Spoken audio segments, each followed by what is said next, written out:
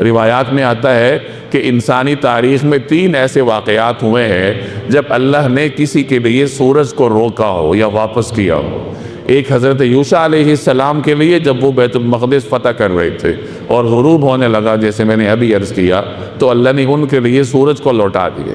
دوسرے نمبر پر جناب رسول اللہ صلی اللہ علیہ وسلم کے لیے اللہ نے سورج کو لوٹایا تھا کہ جب آپ صلی اللہ علیہ وسلم معراج سے واپس تشریف لائے تو اس موقع پر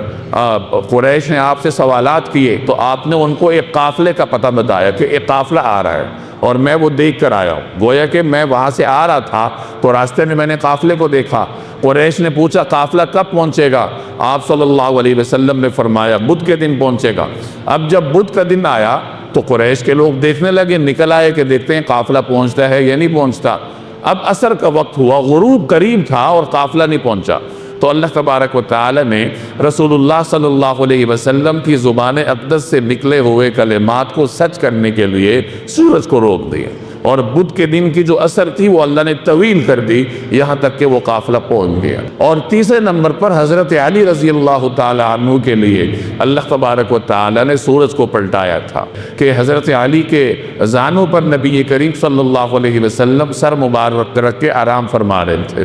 عصر کے بعد کا وقت تھا، حضور صلی اللہ علیہ وسلم نماز ادا فرما چکے تھے، تو جس وقت آپ صلی اللہ علیہ وسلم کی آنکھ مبارک کھلی، آپ نے دیکھا کہ علی کی تو عصر کی نماز نکلی جا رہی ہے، تو آپ نے پھر اللہ سے دعا کی اور اللہ نے آپ کی دعا کی برکت سے سورج کو لوٹا دیا اور حضرت علی نے پھر عصر کی نماز ادا کی۔ تو بہرحال یہ 3 ایسے واقعات ہیں جب اللہ نے اپنے برگزیدہ بندوں کے لیے سورج کو لوٹایا ہو یا عصر کے وقت میں اللہ نے طور پیدا کیا ہو۔